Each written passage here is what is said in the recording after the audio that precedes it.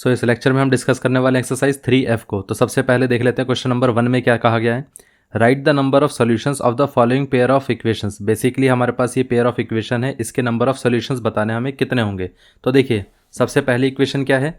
सबसे पहली इक्वेशन है x + 2y - 8 = 0 and 2x + 4y = 16। जब भी हम नंबर ऑफ सॉल्यूशंस की बात करते हैं तो हम सबसे पहले क्या कहते हैं कि हम पहले स्टैंडर्ड फॉर्म में पूरी इक्वेशन को लिखेंगे। तो ये इक्वेशन तो स्टैंडर्ड फॉर्म में है, ठीक है, बट ये इक्वेशन स्टैंडर्ड फॉर्म में नहीं है। हमें 16 को इधर शिफ्ट करना पड़ेगा ताकि ये भी इक्वेशन स्टैंडर्ड फॉर्म में आ जाए, ठीक है। क्योंकि जब भी हम स्टैंडर्ड फॉर्म की बात करते हैं तो वो कुछ इस तरीके से होता है, ax + by + c = 0, मतलब सारे टर्म्स लेफ्ट साइड पे होते हैं और फिर राइट में 0 होता है, ठीक है। तो यही हमारी स्टैंडर्ड फॉर्म हो गई दोनों इक्वेशन की। अब देख लेते हैं कि इसके अंदर देखिए यहाँ पर हम बोल सकते हैं ना कि भाई हमारे पास a1/a2 ये कितना आ रहा है, साथ में b1/b2 कितना आ रहा है, ठीक है। फिर उसके बाद साथ में c1/c2 कितना आ रहा है, ये चेक कर लेते हैं। तो अगर ये तीनों इक्वल हो गए तो इन्फाइनेटली मैनी सोल्यूशन होंगे। अगर ये नहीं इक्वल है तो इसका मतलब नो सोल्यूशन होगा, और अगर ये इक्वल नहीं है तो इसका मतलब ये है कि इसमें यूनिक सोल्यूशन होगा, ठीक है। तो देखिए यहाँ पर a1 कितना है 1, a2 कितना है 2, यहाँ पर b1 कितना है ये हो गया 2, और साथ में b2 कितना है ये हो गया 4। तो a1/a2 का रेशो कितना है 1/2, b1/b2 का रेशो कितना है ये हो जाएगा 1/2, और साथ में c1/c2 का रेशो कितना है c1/c2 -8 - 16, ये भी कितना है 1/2। तो इसका मतलब ये है कि a1/a2 = b1/b2 = c1/c2। तो इसका मतलब ये है कि इसके इन्फाइनेटली मैनी सोल्यूशन होंगे, इसके infinite number of solutions possible हो सकते हैं। इतना क्लियर हो गया किस तरीके से हमें निकालना था इसको। तो ये पार्ट क्लियर हो गया। इसमें वेरी शॉर्ट आंसर टाइप के क्वेश्चन है, इसको आप डायरेक्टली एक एक लाइन में सॉल्व कर सकते हैं, ठीक है। तो सबसे अब ये पार्ट अगर आपका क्लियर हो गया है तो हम आ जाते हैं सेकंड इक्वेशन पे। यहाँ पर देख लेते हैं क्या कहा गया है। Find the value of k for which the following pair of linear equations have infinitely many solution. हमें यहाँ पर k की वैल्यू निकालनी है जिसकी वजह से मतलब ये इन दोनों इक्वेशन के इन्फाइनेटली मैनी सोल्यूशन है। तो हमें बताना है k की वैल्यू क्या पॉसिबल है। देखिए सेकंड वाले क्वेश्चन में इक्वेशन क्या कही गई है। इक्वेशन दी गई है 2x + 3y = 7 and then second part is k - 1 × x + k + 2 × y = 3k। तो सबसे पहले आपको क्या करना पड़ेगा, यहाँ पर दोनों इक्वेशन को क्या करना पड़ेगा स्टैंडर्ड फॉर्म में लिखना पड़ेगा। तो इसको हम लेफ्ट साइड पे ले आते हैं। तो ये हो जाएगा 2x + 3y - 7 = 0 and then this one is k - 1 × x + k + 2 × y, और ये 3k को हम इस तरफ ले आते हैं तो ये -3k = 0। अब इसके इन्फाइनेटली मैनी सोल्यूशन है, इसका मतलब ये है कि a1/a2 should be equal to b1/b2 should be equal to c1/c2, ठीक है। तो यहाँ पर a1 और a2 क्या है, a1 ये है a2 ये है, तो इस तरीके से हम लिख लेते हैं 2/k - 1, इसी को हम लिख लेते हैं 3/k + 2। सो ये हो गया 3/k + 2 एंड देन ये -7 एंड देन -3k, तो -7 डिवाइडेड बाय -3k, ये माइनस माइनस कैंसिल आउट हो जाएगा। तो सबसे पहले हम क्या करेंगे, देखिए यहाँ पर सबसे पहले इन दोनों इक्वेशन को इक्वेट करके देखते हैं, फिर देखते हैं आंसर क्या आएगा। तो जैसे आप इन दोनों को इक्वेट करेंगे तो ये हो जाएगा 2/k - 1 = 3/k + 2, right. Cross multiply करके देखते हैं तो 2 × k + 2 कितना होगा 2 × k, 2 × 2 4, 3 × k कितना हो गया 3k, 3 × 1 -3, ठीक है, क्योंकि ये माइनस के 1 से मल्टीप्लाई हुआ। तो यहाँ पर देखिए 2k को हम इधर ले जाते हैं और -3 को इधर ले जाते हैं, तो ये हो गया +4, -3 इधर आएगा तो +3, और ये 2k इधर आ जाएगा तो ये 3k - 2k, ठीक है। सो दिस इम्प्लाइज 4 + 3 कितना हो गया 7 = 3k - 2k कितना हो गया k। सो 7 = k और we can say that k = 7। तो यहाँ से k = 7 आया। लेकिन मैंने आपको बताया था कि जब भी आपके पास इन्फाइनेटली मैनी सोल्यूशन की बात कही जाए तो सिर्फ एक इक्वालिटी को सॉल्व करने से फ़ायदा नहीं होगा, दूसरे वाले को भी सॉल्व करना चाहिए। क्यों करना चाहिए मैं इसका आपको रीज़न बता दूंगा। देखिए पहले इन दोनों को इक्वेट करके देखिए तो ये हो जाएगा 3/k + 2 = कितना हो गया 7/3k। क्रॉस मल्टीप्लाई कर लेते हैं तो 3 × 3k कितना हो गया 9k, 7 × k + 2 कितना हो गया 7 × k 7k, 7 × 2 14, ठीक है। 7k को हम इधर ले आएंगे तो ये हो जाएगा 9k - 7k = कितना हो गया 14, 9k - 7k कितना हो गया 2k हो गया विच इज़ इक्वल टू 14, 14 को 2 से हम कैंसिल आउट कर देंगे तो यहाँ पर बचेगा 7, तो k की वैल्यू कितनी आ गई 7। सो इधर से भी 7 आ रहा है, इधर से भी 7 आ रहा है। इसका मतलब ये है कि k की वैल्यू 7 पे तीनों पार्ट इक्वल होंगे एक दूसरे के। अब देखिए, अगर हमने यहाँ से आंसर निकाला होता 7 लेकिन इधर से 7 नहीं आया होता, तो इसका मतलब ये है कि ये equality k is equal to 7 पे पॉसिबल नहीं थी, बट ये पॉसिबल है। तो इसका मतलब ये है कि इसमें ये इन्फाइनाइटली मैनी सॉल्यूशन हो ही नहीं पाएंगे। ठीक है, अगर सपोज एक एग्जांपल लेके चल लेते हैं, सपोज यहाँ पर k इज इक्वल टू कुछ और वैल्यू आ जाती, मान लेते हैं 1 आ जाती और यहाँ पर 7 आ जाता, तो ये प्रॉब्लम हो जाती है कि इस जगह से तो हम k इज इक्वल टू 1 निकाल रहे हैं और यहाँ से k इज इक्वल टू 7 आ रहा है। तो इसका मतलब ये है कि दोनों में से वैल्यू कोई भी नहीं मानी जाएगी। ठीक है, क्योंकि वैल्यू ऐसी आनी चाहिए जो तीनों को इक्वेट करे। और अगर कुछ इस तरीके से आंसर आता है कॉन्ट्राडिक्टरी, तो आपको ये बोलना पड़ेगा कि there is no such value of k for which this equations have infinitely many solution. ठीक है, अगर ऐसा आता है तो। लेकिन इस केस में दोनों में k इज इक्वल टू 7 आया, तो इसका मतलब ये है कि k की वैल्यू 7 होगी, जिसके जिसके बेसिस पे यहाँ पर ये जो इक्वेशन है इनका इन्फाइनेटली मैनी सॉल्यूशन पॉसिबल हो पाएगा। ठीक है, सो ये पार्ट क्लियर हो गया। अब ये पार्ट क्लियर हो गया है तो अब हम आ जाते हैं क्वेश्चन नंबर 3 पे। देख लेते हैं क्वेश्चन नंबर 3 में क्या कहा गया है। क्वेश्चन नंबर 3 में कहा गया है कि for what value of k does the following pair of linear equations have infinitely many solution. यहाँ पर भी इन्फाइनेटली मैनी सॉल्यूशन की बात ही हो रही है और पूछा गया है कि कौन कौन सी वैल्यू ऑफ k के बेसिस पे इन्फाइनेटली मैनी सॉल्यूशन पॉसिबल हैं। देखिए, सबसे पहले इक्वेशन देख लेते हैं, 10x plus 5y minus k minus 5। So ये हो गया 10x plus 5y, 10x plus 5y minus k minus 5 is equal to 0। Second equation क्या है, 20x plus 10y minus k। तो ये सेकेंड इक्वेशन हो जाएगी 20x plus 10y minus k is equal to 0। तो ये पार्ट क्लियर हो गया। अब इसको सॉल्व करके देखते हैं, क्योंकि ये दोनों इक्वेशन स्टैंडर्ड फॉर्म में हैं। ठीक है, सो 10x plus 5y minus k minus 5 था और साथ में दूसरी इक्वेशन है 20x प्लस 10y माइनस का k इज इक्वल टू 0। ठीक, इन्फाइनाइटली मैनी सॉल्यूशन का मतलब क्या है, a1 by a2 should be equal to b1 by b2 should be equal to c1 by c2। ठीक है, सो a1 बाई a2 कितना होगा, a1 और a2, तो यहाँ पर ये हो जाएगा 10 बाई 20। तो यहाँ से होगा 10 बाई 20 इज इक्वल टू कितना हो गया, b1 है कितना 5, b2 कितना है 10, तो ये 5 बाई 10 इज इक्वल टू ये माइनस का k माइनस 5, तो ये माइनस का k माइनस 5 डिवाइडेड बाय ये माइनस का k। So minus minus cancel out हो गया। यहाँ से अगर आप कैंसिल आउट करेंगे तो ये 1 और ये 2, क्योंकि 10 से 10 का फैक्टर आ जाएगा। इधर आप देखिए 5 से कैंसिल आउट कर सकते हैं, तो ये 5 1 जा 5, 5 2 जा 10। सो ये 1/2 1/2, ये दोनों तो इक्वल हैं। अब इसको हमें और इक्वेट करना है, क्योंकि ये पार्ट तो पहले से ही इक्वल है, तो इसको हमें कुछ करने की ज़रूरत नहीं पड़ेगी, लेकिन इसको आपको इक्वेट और करना पड़ेगा। सो अगर आप इसको इक्वेट करेंगे तो 1/2 इज इक्वल टू कितना हो गया, k minus 5/k। Cross multiply कर लेते हैं, k इंटू 1 कितना हो गया, k हो गया, 2 इंटू k कितना हो गया 2k, 2 इंटू 5 कितना हो गया 10 हो गया। क्योंकि अगर आप 2 से मल्टीप्लाई करेंगे तो दोनों को मल्टीप्लाई करना पड़ेगा, तो k को मल्टीप्लाई किया तो 2k, 5 को मल्टीप्लाई किया तो 10। ठीक है, अब देखिए 10 को हम इधर ले आते हैं और k को इधर ले जाते हैं, तो 10 को इधर ले जाएंगे तो ये प्लस का 10 हो जाएगा 2k, और ये कितना हो गया, k इधर आ जाएगा तो ये माइनस का k हो जाएगा। सो ये हो गया k और यहाँ पर ये 10। सो k की वैल्यू एक्चुअली में कितनी आ गई, 10। ये आंसर है। इतना क्लियर हो गया, मतलब k इज इक्वल टू 10 पे इन दोनों इक्वेशन के इन्फाइनेटली मैनी सॉल्यूशंस पॉसिबल हैं। ये पार्ट क्लियर हो गया। अब ये पार्ट अगर क्लियर हो गया है तो हम आ जाते हैं क्वेश्चन नंबर 4 पे। अब देख लेते हैं क्वेश्चन नंबर 4 में क्या कहा गया है। देखिए, इसमें कहा गया है कि हमारे पास एक इक्वेशन है, for what value of k will the following pair of linear equations have no solution. मतलब k की ऐसी कौन सी वैल्यू होनी चाहिए जिसके बेसिस पे ये दोनों जो पेयर ऑफ लीनियर इक्वेशंस है इनके सॉल्यूशंस ना एग्जिस्ट करें, नो सॉल्यूशन वाली कंडीशन आए। ठीक है, CBSE 2010 में ये क्वेश्चन आया था। देखिए हमारे पास इक्वेशन क्या है, क्वेश्चन नंबर 4 इक्वेशन है हमारे पास 2x plus 3y is equal to 9, and then second equation is 6x plus k minus 2 into y, 6x plus k minus 2 into y is equal to कितना हो गया 3k माइनस 2। ठीक है, ये equation है। इसके लिए मतलब ये है कि हमें नो सॉल्यूशन वाली कंडीशन को पहले लाना पड़ेगा।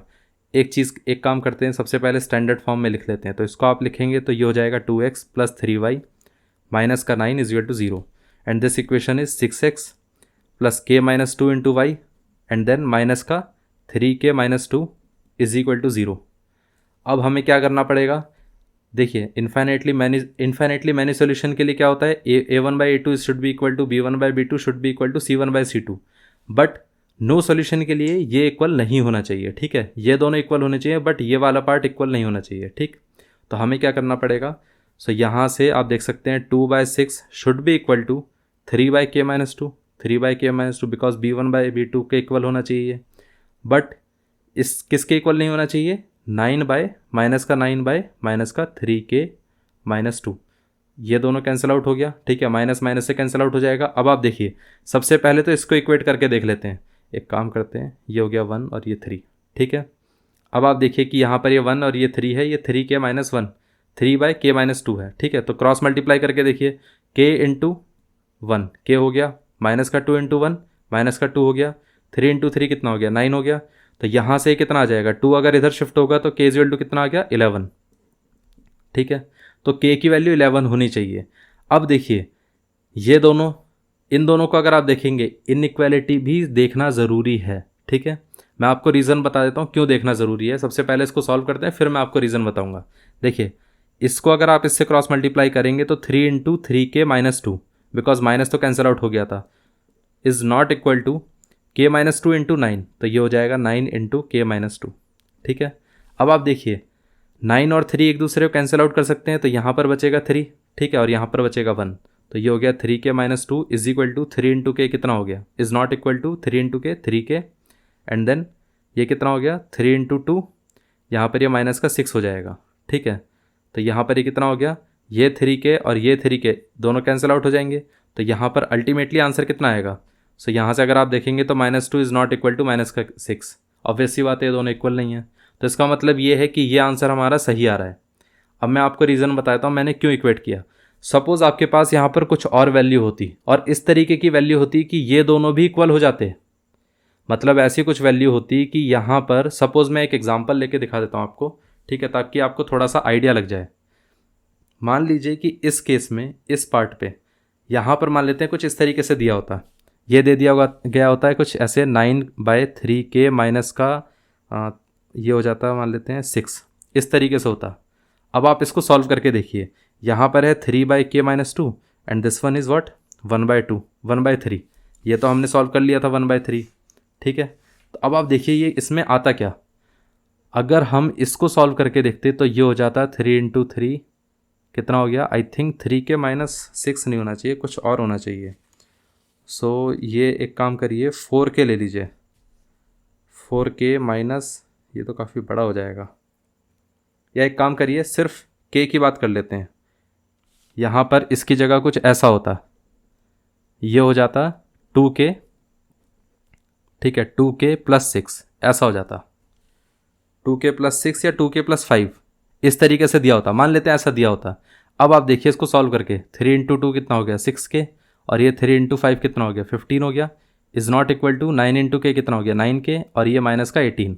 ठीक है, 6k को इधर ले आते हैं, 18 को इधर ले जाते हैं, तो यहाँ पर ये 18 + 15 कितना हो जाएगा, तो यहाँ पर ये हो जाएगा 33, and this one is 3k। तो यहाँ से देखिए k is not equal to क्या आ गया 11। अब आप देखिए इधर k इज़ इक्वल टू 11 आ रहा था, इधर k is not equal to 11। अगर ऐसा हो जाता तो क्या होता, तो कॉन्ट्रडिक्शन आ जाता। तो इसीलिए हर बार ज़रूरी नहीं है कि एक इक्वेशन अगर आपके पास आ गया है एक से आंसर तो दूसरे को वेरीफाई करना ज़रूरी है। अगर दूसरे से कुछ और वैल्यूज़ आती हैं जैसे -2 इज़ नॉट इक्वल टू -6, तो ये वाला पार्ट तो ऐसा है कि इक्वल हो भी नहीं सकता है, तो इसका मतलब ये है कि ये पार्ट जो हमारे पास जो भी आंसर आया वो सही आया है। ठीक है, लेकिन किसी भी तरीके से सपोज़ किसी भी तरीके से ये इन दोनों में k इज़ इक्वल टू 11 आता है इधर भी, और k इधर k is not equal to 11 आता, तो आपका सोल्यूशन एग्जिस्ट करेगा ही, मतलब सोल्यूशन नहीं, आपका फिर वो आंसर एग्जिस्ट नहीं करेगा, कोई भी ऐसी k की वैल्यू फिर एग्जिस्ट ही नहीं करेगी। ठीक है, इसलिए इसको हमें इक्वेट करना चाहिए था, चेक करना ज़रूरी है। यह पार्ट क्लियर हो गया। सो ये पार्ट क्लियर हो गया, तो यहाँ पर ओवरऑल आंसर मैं बता देता हूँ। वैसे इस केस में आंसर आपका k इज़ इक्वल टू 11 आएगा। ठीक है, अब क्वेश्चन नंबर 5 पे आ जाते हैं। क्वेश्चन नंबर 5 को देख लेते हैं, उसमें क्या कहा गया है। Right the number of solutions of the following pair of linear equations. हमें यह बताना है कि इसके कितने नंबर ऑफ सॉल्यूशंस पॉसिबल हो सकते हैं। यहाँ पर ये इक्वेशन क्या है, x + 3y - 4 is equal to 0, and then second equation is 2x + 6y - 7 is equal to 0। ठीक है। अब देखिए इसके कितने नंबर ऑफ सॉल्यूशंस पॉसिबल हो सकते हैं। एक बात देखिए, यहाँ पर a1 की वैल्यू कितनी है, इसका कोफिशिएंट a1 होगा। फिर ये b1 की वैल्यू कितनी है, इसका कोफिशिएंट b1। फिर c1 की वैल्यू कितनी है, -4। इसी तरीके से a2 कितना है, इसका कोफिशिएंट। b2 कितना है, इसका कोफिशिएंट। एंड देन c2 कितना हो गया, इसका कोफिशिएंट। ठीक है। अब आप देखिए a1/a2 की वैल्यू कितनी है, 1/2, तो यहाँ पर ही हो गया 1/2। इसी तरीके से b1/b2 की वैल्यू कितनी है, 3 और 6, तो 3/6 दैट इज इक्वल टू 1/2। ठीक है। इसी तरीके से c1/c2 की वैल्यू कितनी है, ये -4 ये -7, तो -4 -7 दोनों कैंसिल आउट होंगे, तो यहाँ पर ये हो जाएगा 4/7। ठीक है। अब देखिए a1/a2 और b1/b2 दोनों की ही वैल्यू 1/2 है, तो इसका मतलब ये है कि a1/a2 is equal to b1/b2। But ये दोनों इसके इक्वल तो नहीं है क्योंकि ये 4/7 है, so this is not equal to c1/c2। और ये कब पॉसिबल हो सकता है, ये तभी पॉसिबल हो सकता है जब दोनों इक्वेशन के अंदर नो सॉल्यूशन वाली बात हो। So the number of equations having total number of solutions for this equation is 0। Number of solutions इसके 0 होंगे। ठीक है, कोई सॉल्यूशन नहीं होगा। इतना क्लियर हो गया। सो ये पार्ट क्लियर हो गया। तो अब हम आ जाते हैं क्वेश्चन नंबर 6 पे। देख लेते हैं क्वेश्चन नंबर 6 में क्या कहा गया है। क्वेश्चन नंबर 6 में कहा गया है right the value of k for which the system of equations 3x plus k is equal to 0 and 2x minus y is equal to 3x plus k y is equal to 0, 2x minus y is equal to 0 has a unique solution. अच्छा, हमें ये बताना है k की value क्या होगी कि इसका यूनिक सॉल्यूशन हो। देखिए 3x प्लस के वाई, ये बहुत बढ़िया क्वेश्चन है। ये हमने होमोजीनियस इक्वेशन में डिस्कस भी किया था वैसे क्वेश्चन ऐसे टाइप के। तो 2x माइनस वाई इस टाइप के हमने क्वेश्चन वैसे डिस्कस किए हुए हैं। ठीक है। इसका हमारे पास सिर्फ यूनिक सॉल्यूशन हो, यूनिक सॉल्यूशन।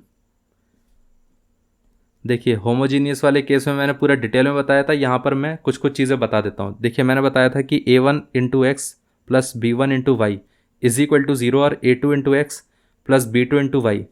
जब आपके पास कोफिशिएंट 0 होता है दोनों इक्वेशन में, तो आपकी इक्वेशन कुछ इस तरीके से होती है। और इन इक्वेशन का कभी भी आप ग्राफ बनाओगे तो आप हमेशा देखना ये ओरिजिन से हमेशा पास करती हैं। दोनों इक्वेशन ओरिजिन से पास करेंगी। ऐसी इक्वेशन जिसमें कांस्टेंट 0 होता है वो हमेशा ओरिजिन से पास करती है, और इसका रीज़न मैंने आपको बताया था होमोजीनियस इक्वेशन वाले लेक्चर में। तो इसका मतलब ये है कि ये दोनों इक्वेशन यहाँ से पास करेंगी। ठीक है। अब देखिए या तो ये दोनों इक्वेशन इस तरीके से पास करें, ठीक है, या तो ऐसा हो सकता है कि ये दोनों इक्वेशन एक दूसरे को के ऊपर से कोइंसाइड करते हुए जाएं, ऐसे जा सकती हैं दोनों इक्वेशन। ठीक, या तो ये केस बनेगा या तो ये वाला केस बनेगा। अब अगर ये केस बनता है तो इसका मतलब ये है कि इसमें आएगा यूनिक सॉल्यूशन, यूनिक सॉल्यूशन आएगा। और साथ में ध्यान रखना है कि यहाँ पर जो सॉल्यूशन आता है वो हमेशा 0 0 ही आएगा। Unique solution and the solution is 0। ठीक है। और यहाँ पर क्या होगा, infinitely many solution, infinitely many solution. और मैंने कंडीशन भी बताई थी कि क्या क्या होता है। अगर यूनिक सॉल्यूशन आ रहा है तो इसका मतलब ये है कि a1/a2 is not equal to b1/b2। और अगर इन्फाइनाइटली मैनी सॉल्यूशन आ रहा है तो यहाँ पर a1/a2 is equal to b1/b2। ठीक है। c1/c2 का यहाँ पर कोई केस आएगा ही नहीं। ठीक, तो यही दो केसेस पॉसिबल हो सकते हैं। अब इसमें क्या कहा गया है, इन दोनों इक्वेशन के लिए क्या कहा था, यूनिक सॉल्यूशन होना चाहिए। यूनिक सॉल्यूशन कब हो सकता है, जब ये वाली कंडीशन होगी। इसका मतलब ये है कि 3 मतलब ये हो गया हमारे पास a1 और ये हो गया a2। So 3/2 should not be equal to, यहाँ पर ये b1 कितना हो गया k और b2 कितना हो गया -1। तो दोनों को अगर इसको हम इससे क्रॉस मल्टीप्लाई करेंगे तो यहाँ पर ये कितना आ जाएगा, k is not equal to -3/2। मतलब k की वैल्यू -3/2 नहीं होनी चाहिए। इसके अलावा कुछ भी आप ले लीजिए यूनिक सॉल्यूशन ही आएगा। ठीक है। मतलब k की वैल्यू -3/2 नहीं होनी चाहिए, बाकी कुछ भी हो सकता है। ये है आपका आंसर। इतना क्लियर हो गया। तो उन्होंने जो पूछा था कि भाई k की वैल्यू क्या होनी चाहिए, तो यहाँ पर बस कंडीशन आपको ये लिखना है, k should not be equal to -3/2। ठीक। अच्छा, मैं एक और चीज़ आपको बताता हूँ। अगर कोई पूछा आपसे कि इसमें -3/2 लिखने की जगह हम कौन सी वैल्यू लिखें, ठीक है, तो मैं आपको ये बताता हूँ। या तो आप इस तरीके से लिखिए या इस तरीके से लिखिए, for all real values of k except -3/2 the answer of this equation is the solution of this equation will be unique only. ठीक है। तो मतलब ये है कि k अगर -3/2 नहीं होगा तो उसके अलावा जितनी भी आप रियल वैल्यूज़ ले लीजिए के की, उसके लिए हमेशा आंसर यूनिक सोल्यूशन ही आएगा। लेकिन अगर माइनस का 3/2 हो गया तो यूनिक सोल्यूशन नहीं आएगा। ठीक है, ये क्वेश्चन नंबर 6 हो गया। सो आई होप आपको क्वेश्चन नंबर 6 पूरा क्लियर हो गया होगा। अब हम आ जाते हैं क्वेश्चन नंबर 7 पे और देख लेते हैं क्वेश्चन नंबर 7 में क्या कहा गया है। अब देखिए यहाँ पर क्वेश्चन नंबर 7 में कहा गया है कि the difference between two numbers is 5 and the difference between their squares is 65। Find the numbers. दो नंबर्स हैं, उनका जो डिफरेंस है, मतलब एक नंबर ले लेते हैं x और एक नंबर ले लेते हैं y, तो इन दोनों नंबर्स का डिफरेंस कितना हो गया 5, और इन दोनों का स्क्वायर मतलब x का स्क्वायर और y का स्क्वायर, इनका डिफरेंस कितना हो गया, यहाँ पर ये हो गया 65। आई थिंक 65, ये कितना है, हाँ 65 है। फाइंड द नंबर्स, हमें नंबर्स फाइंड आउट करने हैं। अब देखिए ये हमारे पास लीनियर इक्वेशन तो नहीं है, ठीक है, चलिए फिर भी हम इसको ले लेते हैं फर्स्ट इक्वेशन। इसमें तो और फर्दर कुछ नहीं कर सकते। इसमें आप देखिए a square minus b square का फॉर्मूला क्या होता है, ये हो जाएगा x square minus y square का फॉर्मूला हो जाएगा x minus y into x plus y, यही होगा फॉर्मूला। ठीक है, अब एक्स माइनस वाई की वैल्यू क्या है, यहाँ से आप एक्स माइनस वाई की वैल्यू डाल सकते हैं, क्योंकि अगर आप देखेंगे तो ये एक्स माइनस वाई की वैल्यू कितनी थी 5, तो मतलब इधर आप 5 रिप्लेस कर सकते हैं, और ये कितना हो गया x plus y, that is equal to 65। 65 और 5 दोनों में से ही अगर हम 5 से कैंसिल आउट करें तो ये तो हो जाएगा 1, और इसको जब आप कैंसिल आउट करेंगे तो 5 1 और 5 3, 13 से जाएगा, तो इसका मतलब ये हो गया x plus y is equal to 13। ये सेकेंड इक्वेशन है, दैट्स इट। मतलब यहाँ पर पहले लीनियर इक्वेशन थी नहीं, लेकिन अब हमने लीनियर इक्वेशन बना दी। ठीक है, अब आपको क्या करना है, इन दोनों इक्वेशन में से सॉल्व करना है कि आंसर क्या आएगा। तो यहाँ पर एक काम करिए, first equation plus second equation कर दीजिए। जैसे ही आप दोनों का ऐड करेंगे तो ये हो जाएगा x minus y is equal to 5 and then x plus y is equal to कितना हो गया 13। ठीक है, दोनों का ऐड कर देते हैं, तो ये माइनस का वाई प्लस का वाई, ये दोनों कैंसिल आउट हो गए, एक्स प्लस एक्स कितना हो गया 2x, 5 प्लस 13 कितना हो गया 18। सो ये 18 और ये 2 कैंसिल आउट हो जाएगा, तो यहाँ पर ये कितना हो गया 9, तो x इज इक्वल टू कितना आ गया 9। x 9 आ गया तो हमें क्या करना पड़ेगा, इसमें x रिप्लेस कर देते हैं, तो x हो गया 9 plus y is equal to 13। So y is equal to कितना आ गया 13 minus 9, that is equal to 13 minus 9 कितना हो गया 4। सो y की वैल्यू आ गई 4। ये आंसर है। इतना क्लियर हो गया किस तरीके से इसको सॉल्व करना है। सो अगर आपका पार्ट ये वाला पार्ट क्लियर हो गया है क्वेश्चन नंबर 7, तो अब हम आ जाते हैं क्वेश्चन नंबर 8 पे। इस क्वेश्चन के अंदर सिर्फ और सिर्फ यही पार्ट यूनिक था, बस और कुछ नहीं था। मतलब आपको यहाँ से फॉर्मूला बस इस पार्ट को ओपन करना था, इस वैल्यू को जैसे ही आपने ओपन किया अब आपका आंसर आना शुरू हो जाएगा। ठीक है, बाकी कुछ इसके अंदर इंटरेस्टिंग नहीं था। इतना क्लियर हो गया। अब क्वेश्चन नंबर 7 क्लियर हो गया, तो अब हम आ जाते हैं क्वेश्चन नंबर 8 पे। देख लेते हैं क्वेश्चन नंबर 8 में क्या कहा गया है। देखिए यहाँ पर क्वेश्चन नंबर 8 में कहा गया है the cost of 5 pen and 8 pencil is 120 while the cost of 8 pen and 5 pencils is 153। Find the cost of 1 pen and that of 1 pencil. एक काम करिए, 1 पेन की जो कॉस्ट है उसको तो ले लीजिए x रुपीज़, और 1 पेंसिल की जो कॉस्ट है उसको ले लीजिए y रुपीज़। ठीक है, फिर उन्होंने क्या कहा था, सबसे पहले कहा गया है कि हमारे पास the cost of 5 pen and 8 pencil, मतलब 5 पेन, अगर 5 पेन है तो मतलब 5 इंटू एक्स हो जाएगा, प्लस 8 पेंसिल मतलब 8 इंटू वाई। ठीक है, एक सेकेंड, आई थिंक अब ये दिख रहा होगा। 1 पेन की कॉस्ट हमने एक्स ले ली और 1 पेंसिल की कॉस्ट वाई। फिर कहा गया है कि 5 पेन और 8 पेंसिल, तो मतलब 5x प्लस 8y। इतना क्लियर हो गया। इज इक्वल टू कितना होना चाहिए, यहाँ पर कॉस्ट है 120 रुपीज़। ठीक है, तो यहाँ पर कॉस्ट कितनी थी 120 rupees, while the cost of 8 pen and 5 pencil is equal to 153 rupees. तो इसका मतलब ये है कि हमारे पास जब 8 पेन है, 8 इंटू पेन, पेन का प्राइस था x, प्लस 5 पेंसिल हैं तो इसका मतलब 5 into y should is equal to 153। अब देखिए इसमें क्या कहा गया है, जब हमारे पास इस टाइप की सिचुएशन आती है तो इसमें हमें कैसे करना पड़ेगा सॉल्व। मैंने आपको एक चीज़ हमेशा से बताई है कि जब भी आपके पास ऐसे कोफिशिएंट हो, एक जगह 5 एक जगह 8, लेकिन वहीं पर इसके इंटरचेंज हो गए कोफिशिएंट, जो इसका 8 कोफिशिएंट इधर आ गया, 5 कोफिशिएंट इधर आ गया। जब भी ऐसी सिचुएशन हो तो सबसे पहले क्या करना है आपको, फर्स्ट और सेकंड इक्वेशन है तो आपको क्या करना पड़ेगा, फर्स्ट और सेकंड को पहले ऐड कर दीजिए। ऐड करेंगे तो ये कितना आ जाएगा 5x। एक काम करते हैं यहीं पर ऐड कर देते हैं, तो 5x प्लस 8x कितना हो गया 13x, plus 8y plus 5y कितना हो गया 13y, इज इक्वल टू कितना हो गया, यहाँ पर 3 प्लस 0 3 और ये 2 + 5 7, 1 + 1 2, 13 कॉमन आ गया। तो यहाँ पर ये कितना हो जाएगा x + y, और ये हो गया 273। ठीक है, ये 13 से कैंसिल आउट हो सकता है। कैसे? 13 × 2 कितना हो गया 26, 26 में यहाँ पर 26 में 27 में से 26 गया तो बचेगा 1, 1 3 के साथ आ जाएगा तो 13 हो गया। तो मतलब 13 बन जा 13 हो गया। सो x + y = कितना आ गया 21। ये इक्वेशन आ गई हमारी थर्ड इक्वेशन। इसी तरीके से फर्स्ट में से सेकंड को, या एक काम करिए सेकंड में से फर्स्ट को माइनस कर दीजिए, क्योंकि यहाँ पर कोफिशिएंट ज़्यादा है। तो एक काम करते हैं, सेकंड में से फर्स्ट को माइनस करते हैं। सो 8x + 5y = 153, और ये 120, यहाँ पर 8y और यहाँ पर ये 5x। माइनस करेंगे तो ये माइनस का साइन आएगा, जो भी नीचे इक्वेशन होती है उसमें हमेशा साइन चेंज हो जाते हैं। तो यहाँ पर देखिए 8x - 5x कितना हो गया 3x, 5y माइनस का 8y तो ये हो गया माइनस का 3y = कितना हो गया 153 - 120 तो ये हो गया 33। तो यहाँ पर 3 × x - y = कितना हो गया, यहाँ पर ये हो गया 33। 33 को हम 3 से अगर कैंसिल आउट करेंगे तो यहाँ पर बचेगा 11। तो इसका मतलब ये है कि x - y = कितना हो गया 11। इतना क्लियर है। अब आप देखिए कि यहाँ पर x - y = 11 और ये x + y = 21। सो ये इक्वेशन 3, इक्वेशन 4।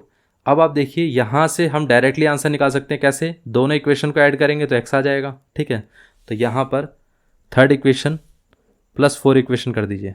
थर्ड इक्वेशन की वैल्यू कितनी थी x + y = 21। फोर्थ इक्वेशन कितना था x - y = 11। जैसे ही आप ऐड करेंगे तो ये माइनस का y प्लस का y दोनों कैंसिल आउट हो गए। x + x कितना हो गया 2x, 21 + 11 कितना हो गया, यहाँ पर ही हो जाएगा 32। 32 को हम 2 से कैंसिल आउट कर सकते हैं तो यहाँ पर बचेगा 16। सो x की वैल्यू आ गई 16। इतना क्लियर हो गया। अब आप किसी भी एक इक्वेशन में x की वैल्यू को रिप्लेस करेंगे तो y आ जाएगा। इसमें x रिप्लेस कर देते हैं तो यहाँ पर ही हो जाएगा 16 + y = 21। सो y = कितना हो गया 21, 16 इधर शिफ्ट हो जाएगा तो यहाँ पर माइनस का 16। तो ये हो गया 21 - 16 कितना हो गया 5। सो y = कितना आ गया 5। ये आंसर है। सो x आ गया 16, y आ गया 5। इतना क्लियर हो गया किस तरीके से निकालना है। अब इसमें पूछा क्या गया था, find the cost of pencil and pen, यही पूछा गया था।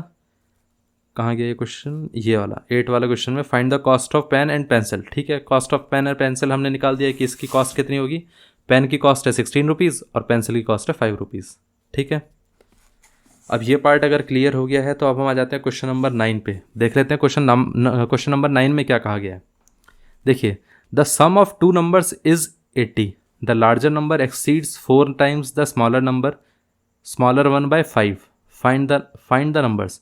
देखिए इन्होंने क्या कहा है, अच्छा इसमें लार्जर और स्मॉलर की बात हो रही है तो हम एक काम करते हैं, हम मान लेते हैं let the numbers be x and y, और यहाँ पर लार्जर कौन सा होगा, एक्स है लार्जर। ठीक है, so x is greater than y. ठीक है, इस तरीके से हमने एक्स और वाई को लिया है कि यहाँ पर एक्स की वैल्यू वाई से ग्रेटर है।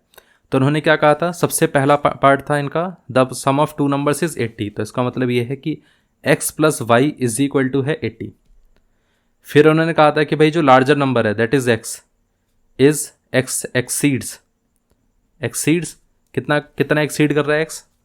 यहाँ पर देखिए the larger number exceeds 4 times the smaller number, exceeds 4 times the smaller number by 5।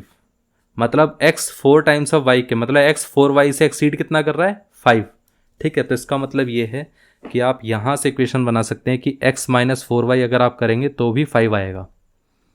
ये आपके पास सेकंड इक्वेशन आ गई, ये आपके पास फर्स्ट इक्वेशन है।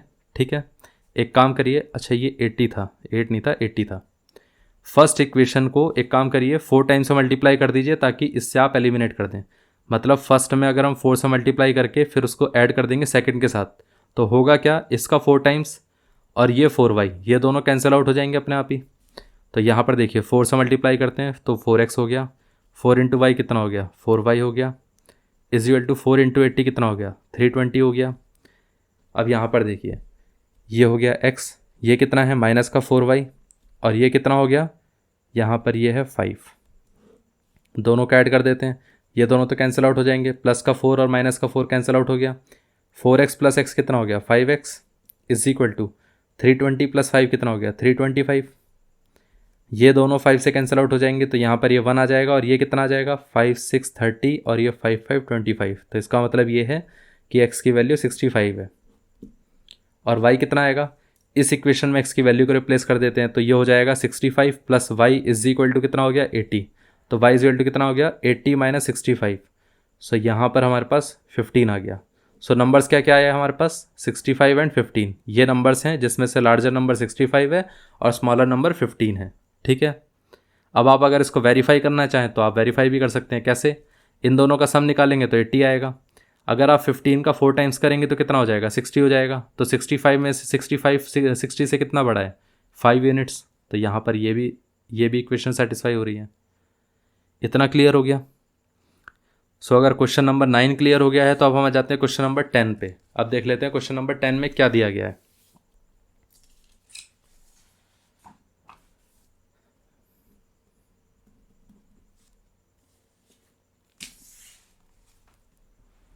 इसमें देखिए क्या कहा गया है, a number consist of 2 digits whose sum is 10। एक नंबर है जो 2 डिजिट कंसिस्ट करता है जिसका सम है 10। If 18 is subtracted from the larger number it's digit is reversed, find the number. Basically आपके पास 2 डिजिट नंबर है, इस तरीके से 2 डिजिट हैं, एक डिजिट है x, एक डिजिट हमने ले ली y। अब जब आप इक्वेशन लिखेंगे तो आप इस तरीके से लिखेंगे कि यहाँ पर 10th प्लेस पे आपने x लिया और y 1st प्लेस पे y लिया। सो अल्टीमेटली आपके पास x की वैल्यू कितनी होगी 10x प्लस वाई। ये आपके पास नंबर है। इन्होंने क्या कहा था, सबसे पहला का पार्ट ये कहा गया है कि अगर a number consist of 2 digits whose sum is 10, मतलब ये है कि इन दोनों डिजिट्स का सम कितना होगा, इन दोनों डिजिट्स का सम हो जाएगा 10। ठीक है, इसके साथ साथ क्या कहा है इन्होंने, if 18 is subtracted from the number its digits are reversed. तो इसका मतलब ये है कि इस नंबर में अगर हम 18 माइनस करेंगे, ठीक है, तो मतलब ये है कि इसकी वैल्यू कितनी थी 10x प्लस वाई। सो 10x प्लस वाई में अगर आप 18 माइनस करेंगे तो कितना आ जाएगा, तो यहाँ पर डिजिट्स रिवर्स हो जाएंगी। डिजिट्स रिवर्स होने का मतलब क्या है, तो ये दोनों इंटरचेंज हो जाएंगे, तो यहाँ पर वाई एक्स हो जाएगा। तो इसकी वैल्यू कितनी हो गई, ये हो गया 10y प्लस एक्स। तो यहाँ पर ये हो जाएगा 10y प्लस एक्स।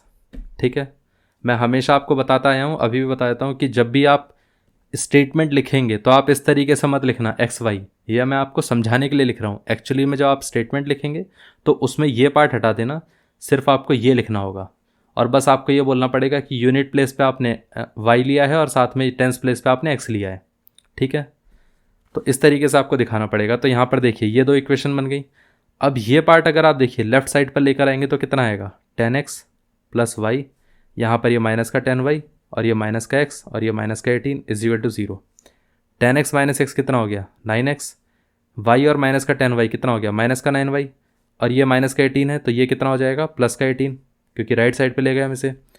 9 अगर हम कॉमन लेंगे तो ये हो गया x minus y is equal to 18। तो इसको हम 9 को और इसको कैंसिल आउट कर सकते हैं, तो यहाँ पर 9 1 और यहाँ पर ये 2, तो ये हो गया x minus y is equal to कितना 2। सो यहाँ पर ये सेकंड इक्वेशन और ये इक्वेशन थी हमारे पास फर्स्ट। ठीक है, अब इसको हमें सॉल्व करना है। देखिए अगर हम फर्स्ट और सेकंड इक्वेशन को दोनों को ऐड कर देते हैं तो कितना आएगा x plus y is equal to 10 and then x minus y is equal to 2। ठीक है, प्लस वाई और माइनस वाई दोनों कैंसिल आउट हो सकते हैं। x प्लस एक्स कितना आ गया 2x आ गया, 2x इज इक्वल टू कितना हो जाएगा 12, बिकॉज 10 प्लस 2 कितना हो गया 12 हो गया। तो यहाँ पर 12 अगर हम 2 से कैंसिल आउट करेंगे तो कितना आएगा, तो ये हो जाएगा 6। तो x की वैल्यू कितनी आ गई 6।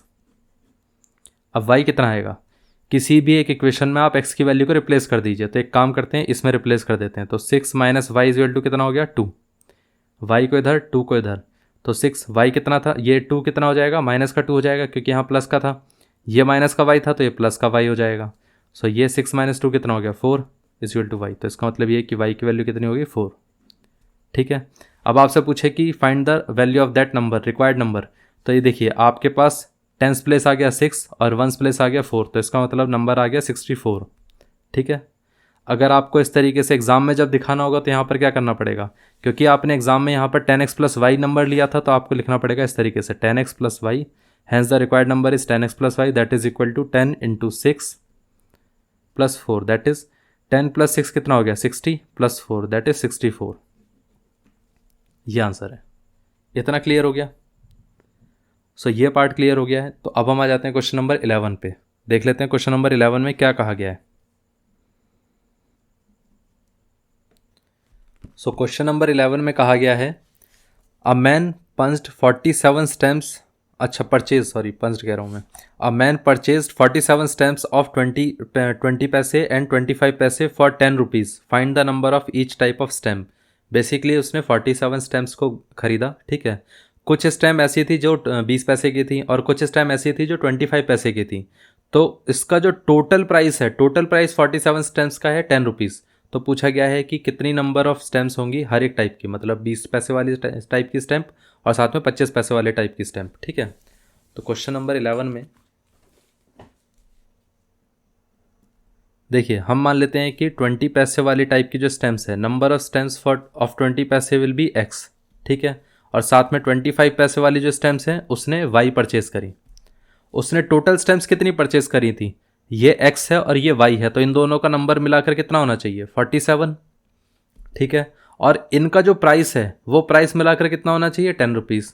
तो इसका प्राइस कितना होगा x इंटू 20 पैसे। 20 पैसे को अगर आप देखेंगे तो आप ये बोल सकते हैं ना कि 0.20 इंटू एक्स, क्योंकि अगर आप देखेंगे तो इसको हम ऐसे लिख सकते हैं रुपीज़ में, तो हम इसको इस तरीके से लिखेंगे 20/100 दैट इज इक्वल टू 0.2, ठीक है 0.20। और इसको आप कैसे लिखेंगे, यहाँ पर ये हो गया 25/100, इतने रुपीज़ होगा तो इसका मतलब ये है कि 0.25, ठीक है। तो यहाँ पर ये हो जाएगा 0.25, इतना प्राइस है वाई नंबर वाली स्टैम्प्स का। तो एक स्टैम्प का इतना प्राइस है तो वाई नंबर का कितना होगा 0.25 इंटू वाई।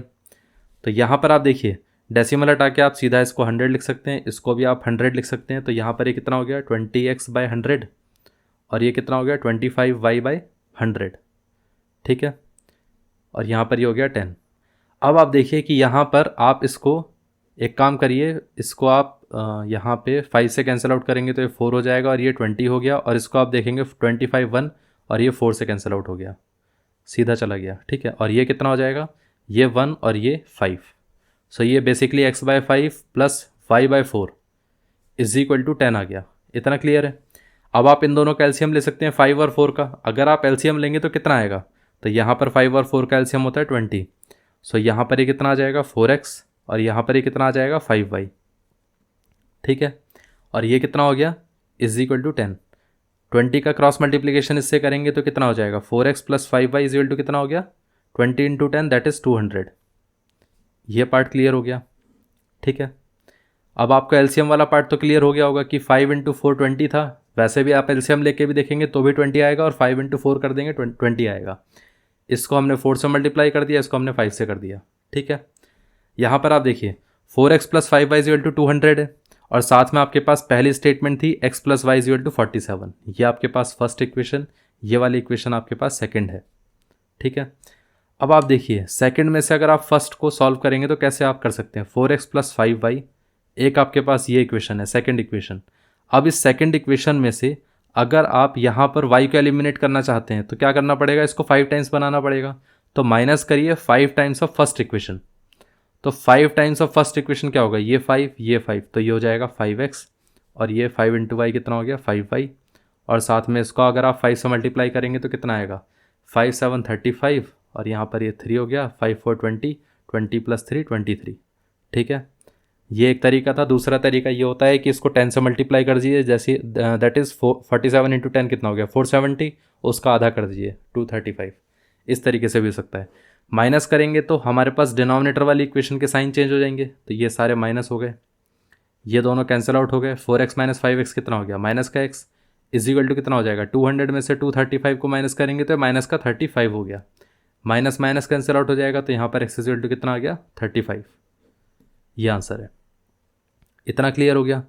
ये था x की वैल्यू। अब आप देखिए इसके साथ साथ आप यहाँ पर x की वैल्यू आ गई तो y की वैल्यू भी निकाल सकते हैं। अब आप देखिए इस इक्वेशन में x plus y is equal to कितना था 47 था।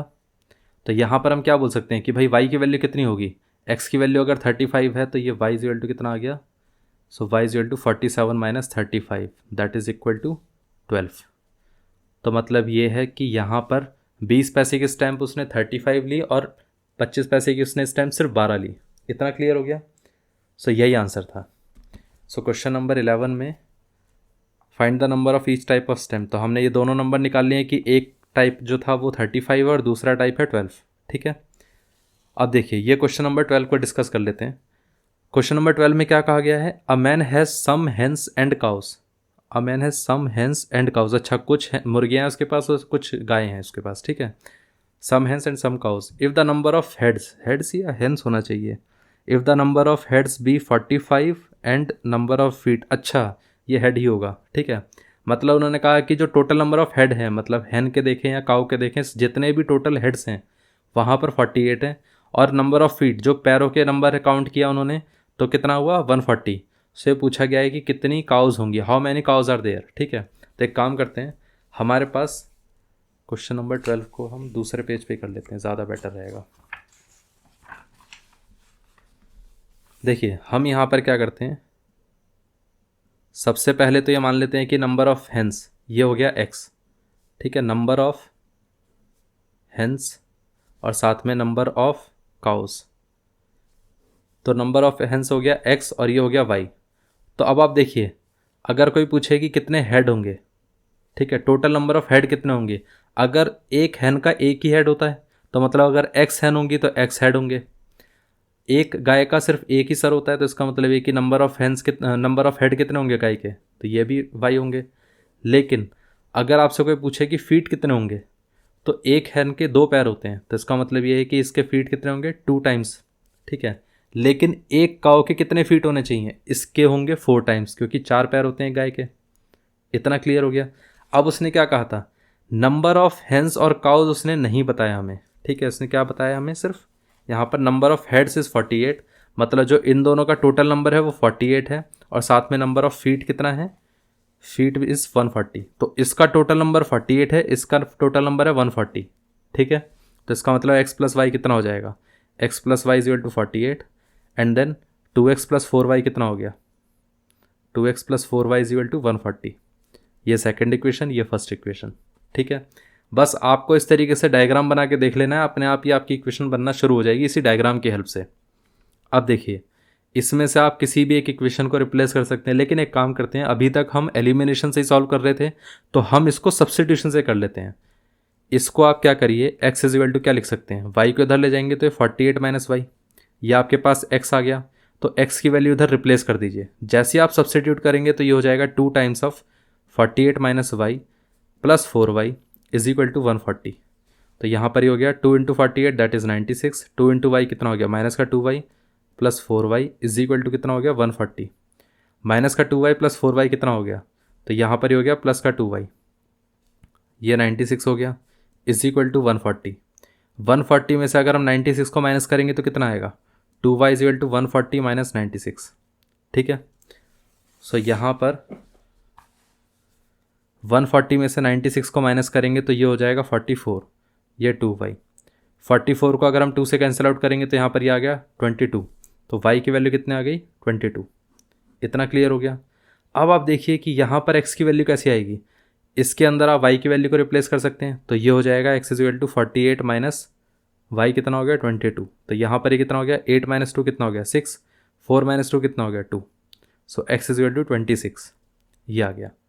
उसने पूछा क्या था, नंबर ऑफ काउस, तो इसका मतलब नंबर ऑफ काउस कितनी हो गई 22, इतनी काउस है हमारे पास। इतना क्लियर हो गया। सो ये क्वेश्चन था। ठीक है, सो अगर आपके पास क्वेश्चन नंबर 12 कंप्लीट हो चुका है तो अब हम देख लेते हैं क्वेश्चन नंबर 13 को। देखिए क्वेश्चन नंबर 13 में क्या कहा गया है, इफ़ 2x प्लस 3y, तो एक काम करते हैं पहले दोनों इक्वेशन को लिख ही लेते हैं। क्वेश्चन नंबर 13 में कहा गया है 2x plus 3y is equal to 9/xy। ठीक है, ये पहली इक्वेशन है। सेकंड इक्वेशन क्या है, 4x plus 9/y is equal to 21/xy। इतना क्लियर है। फिर पूछा गया find the values of xy। एक चीज़ आप देखिए, सबसे पहले तो एक काम करिए, पूरे में xy का एलसीएम ले लीजिए इन दोनों में भी। तो यहाँ पर ये x इंटू वाई आ गया, ये इससे क्रॉस मल्टीप्लाई हो जाएगा तो 2 इंटू वाई, ये इसके साथ क्रॉस मल्टीप्लाई तो ये 3 into x is equal to कितना हो गया 9/xy। और यहाँ से भी आप एलसीएम ले लीजिए तो ये xy, 4 इंटू वाई कितना हो गया 4y, और ये 9 इंटू एक्स कितना हो गया 9x इज इक्वल टू कितना हो गया 21/xy। ये एक्स वाई इसके साथ कैंसिल आउट हो गया, ये वाला एक्स वाई इसके साथ कैंसिल आउट हो गया, तो यहाँ पर बचा कितना, 3x को आप पहले लिख सकते हैं, यहाँ पर ये हो जाएगा प्लस का 2y इज इक्वल टू 9। बहुत सारे स्टूडेंट्स क्या करते हैं, डायरेक्टली इसको एक काम, इसको यहाँ पर ये वाला स्टेप स्किप कर देते हैं, सीधा वो सोचते हैं कि भाई यहीं से इसी को लिख लेते हैं, तो वो कई बार 2x प्लस 3y लिख देते हैं, जबकि यहाँ पर 3x प्लस 2y आएगा, इसके ऊपर x आएगा, इसके ऊपर y आएगा, जब आप एलसीएम ले जाएंगे ले लेंगे तो। इतना क्लियर है। इसी तरीके से यहाँ पर देखिए, ये हो जाएगा 9x plus 4y is equal to कितना हो गया, 21। अब आपको करना क्या है, किसी भी एक इक्वेशन में से फर्स्ट इक्वेशन सेकंड इक्वेशन, एक काम करते हैं, जैसे ये 4y है तो इसको भी 4y बना लेते हैं और एलिमिनेट कर देते हैं, तो सेकंड इक्वेशन में से हमें 2 टाइम्स ऑफ फर्स्ट इक्वेशन को माइनस करना पड़ेगा, मतलब फर्स्ट इक्वेशन का ट्वाइस कर दीजिए, फिर माइनस कर दीजिए सेकंड इक्वेशन में से, तो ये कितना हो जाएगा, 9x plus 4y is equal to 21 and then 3x plus 2y is equal to 9, 3x plus 2y नहीं, ये 2 टाइम्स था ना, तो ये हो जाएगा 6x और ये 4y, और ये कितना हो गया, 2 इंटू 9 कितना हो गया, 18। ठीक है, ये 18 हो गया। जैसे आप माइनस करेंगे तो यहाँ पर देखिए, ये माइनस हो गया, ये माइनस का साइन, ये भी माइनस का साइन, माइनस करते वक्त हमेशा जो भी नीचे इक्वेशन है उसके साइन चेंज हो जाते हैं, तो यहाँ पर ये 9x माइनस 6x कितना हो गया, 3x, 4y और माइनस का 4y कैंसिल आउट हो गया, 21 माइनस 18 कितना हो गया, 3 से कैंसिल आउट हो जाएगा, तो यहाँ पर x इज इक्वल टू कितना आ गया, 1। इतना क्लियर है। अगर x 1 आ गया तो y कितना आएगा, किसी भी एक इक्वेशन में x की वैल्यू को रिप्लेस कर दीजिए, y अपने आप आ जाएगा, तो यहाँ पर देखिए 3 इंटू एक्स की जगह 1 plus 2 into y is equal to 9, तो यहाँ पर ये आ गया 3 plus 2y is equal to 9 and then 2y is equal to 9 minus 3। So यहाँ पर 2y इज इक्वल टू कितना आ गया, 9 माइनस 3 दैट इज 6 और 2 कैंसिल आउट हो जाएंगे, 6 2 से कैंसिल आउट हुआ, तो यहाँ पर ये आ गया 4, सो 4 नहीं 3, y इज इक्वल टू कितना आ गया, 3। सो x आ गया 1, y कितना आ गया 3। तो हमसे पूछा क्या गया है, क्वेश्चन नंबर 13 में find the values of x and y, यही पूछा गया है, तो x की वैल्यू 1 है और y की वैल्यू 3 है, यही आंसर है। इतना क्लियर हो गया। सो ये पार्ट अगर क्लियर हो गया है तो इसी से रिलेटेड क्वेश्चन नंबर 14 भी है, लेकिन इसके अंदर थोड़ा सा चेंज है। क्वेश्चन नंबर 14 को अगर आप देखेंगे तो इसमें क्या कहा गया है, इसमें कहा गया है x/4 plus y/3 is equal to 5/12 and then x/2 plus y is equal to 1। So इसका मतलब x/4 plus y/3 is equal to 5/12 and x/2 plus y is equal to 1। ठीक है, पूछा गया है कि इसके अंदर हमें x प्लस वाई की वैल्यू बतानी है कितनी होगी। ठीक है, अब आप देखिए, इसको अगर आप एलसीएम लेंगे, यहाँ पर y/1 बोल सकते हैं इसको हम। ठीक है, इसको ऐसा भी तो बोल सकते हैं, y को हम सीधा y/1। इन दोनों का अगर आप एलसीएम लेंगे तो ये हो जाएगा 4 और ये 12 हो गया। ठीक है, इन दोनों का एलसीएम। अब ये 3 इंटू एक्स कितना हो गया, 3x, 4 इंटू वाई कितना हो गया, 4y, इज इक्वल टू कितना हो जाएगा, 5/12। ठीक है, यहाँ पर ये कितना हो गया, इन दोनों का अगर आप एलसीएम लेंगे तो कितना हो गया, 2। यहाँ पर ये 1 इंटू एक्स कितना हो गया, ये तो x रहेगा, ये 2y, और ये कितना हो गया, 1।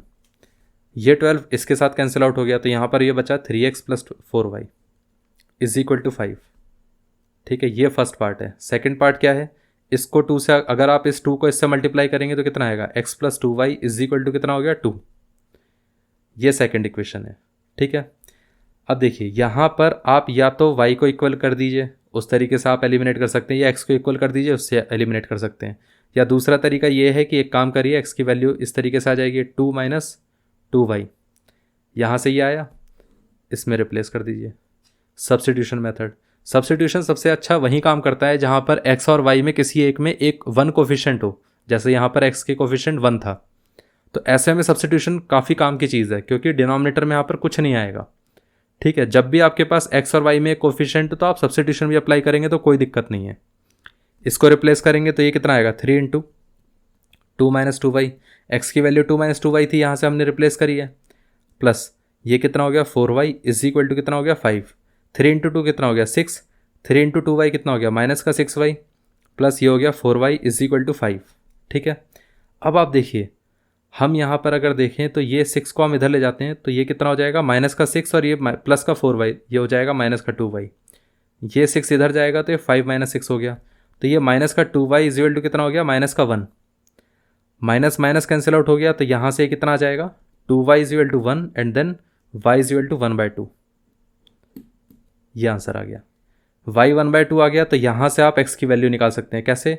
बस आप y की वैल्यू को रिप्लेस कर दीजिए। तो x इज इक्वल टू कितना हो गया? 2 - 2 इंटू 1/2। ठीक है, तो यहाँ से ये 2 इससे कैंसिल आउट हो जाएगा, तो यहाँ पर ये कितना हो गया? 2 - 1 that is equal to 1। So x की वैल्यू 1 आ गई।